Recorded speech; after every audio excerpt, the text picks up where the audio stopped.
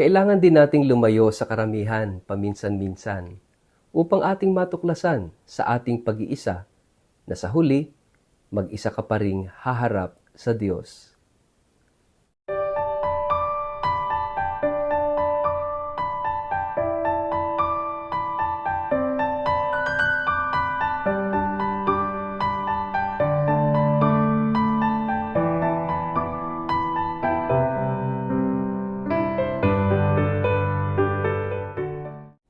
Ang mabuting balita ng Panginoon ayon kay San Marcos.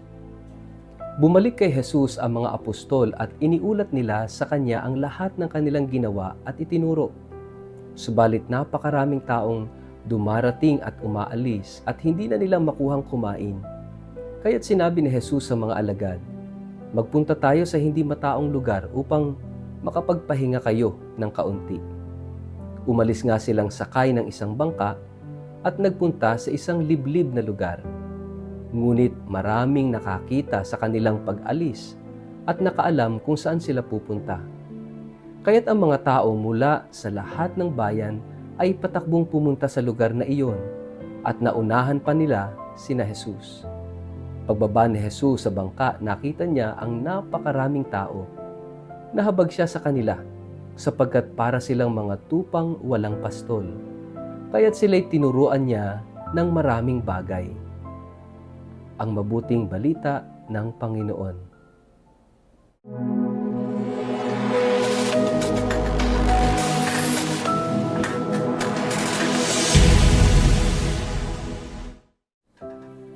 Mapagpalang araw po sa inyong lahat. Kumusta po kayo? Ang atin pong word of the day ay secluded.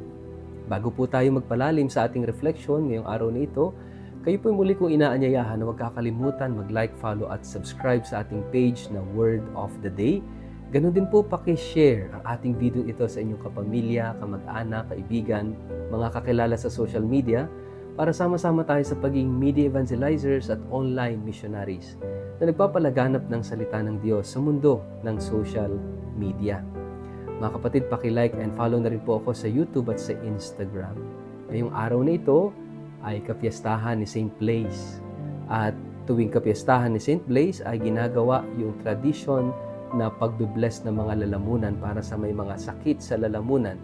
At ginagamit yung kandila na binasbasan kahapon sa kapiyastahan ng Candelaria. At yun ang ginagamit sa pag-bless ng lalamunan. Kaya kung gusto mong magpa-bless ng lalamunan, pwede kayong magsimba sa araw na ito at lumapit sa pari para humingi ng blessing of St. Blaise para sa kagalingan ng mga sakit sa lalamunan. Mga kapatid, mahalaga sa buhay natin yung seclusion, yung bang secluded place. Ito yung lugar na kung saan mapag-isa ka. Yung bang para bang ito yung solitary place mo upang magkaroon ka ng personal moment with the Lord.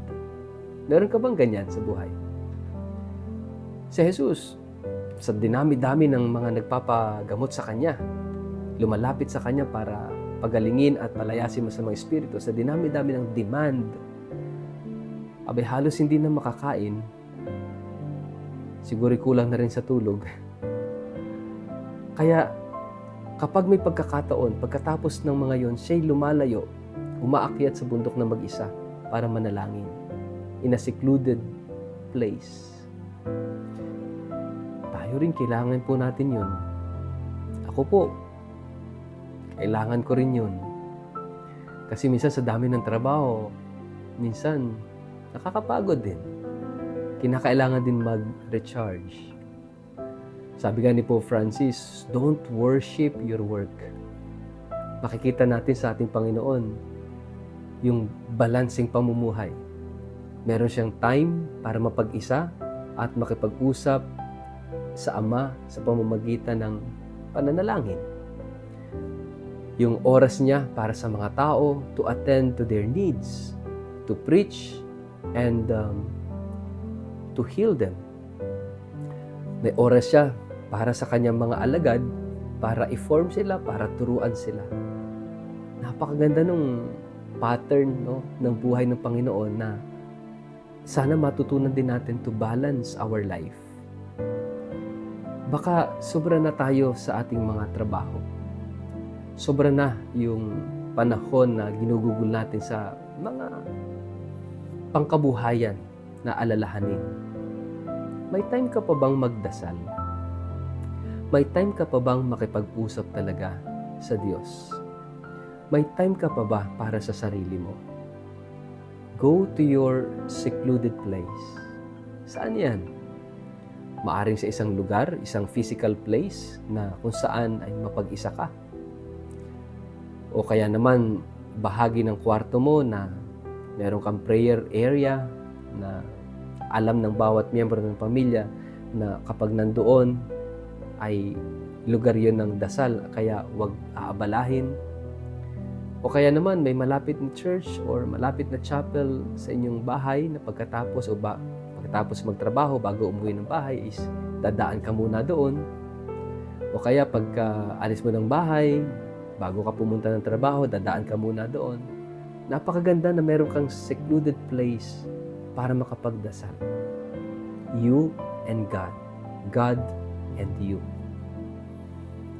Napakahalaga po nun sa buhay natin to balance everything. At makikita natin kapag tayo ay nasa secluded place, makakatagpo tayo ng pahinga. Pahinga. At itong pahinga na to, kapag tayo ay rested, mas marami tayong nagagawa. Mas marami tayong na-absorb na inspirations, knowledge and learning from what we are doing. Maraming mga realizations kapag meron kang ganitong secluded time and secluded place para sa iyo at para sa Diyos. Mas magiging productive tayo. Mas magiging fruitful yung mga ginagawa natin. Kaya nga mga kapatid, sana matuto tayo dito sa pamamaraan ni Jesus na naglalaan siya ng oras at lugar para mapag-isa, para makapagdasal. Kung si Jesus kinailangan ito, how much more tayo? Mas kailangan natin ang ganitong mga sitwasyon, ang ganitong lugar na maging mapag-isa at makapagdasal ng mataimtim. Sa ngalan ng Ama at ng Anak at ng Espiritu Santo. Amen. Ama naming Diyos, ituro mo sa amin ang lugar na kung saan kami makapagdarasal. Hindi lang sa pisikal na lugar, kundi lugar sa aming puso na kung saan doon ka namin matatagpuan. Ikaw at ako. Lahat ng ito'y aming hinihiling sa pangalan ni Jesus na iyong anak at aming Panginoon, magpasawalang hanggan. Amen. Pagpalain po kayo at ingatan ng makapangyarihang Diyos, Ama at Anak at Espiritu Santo. Amen.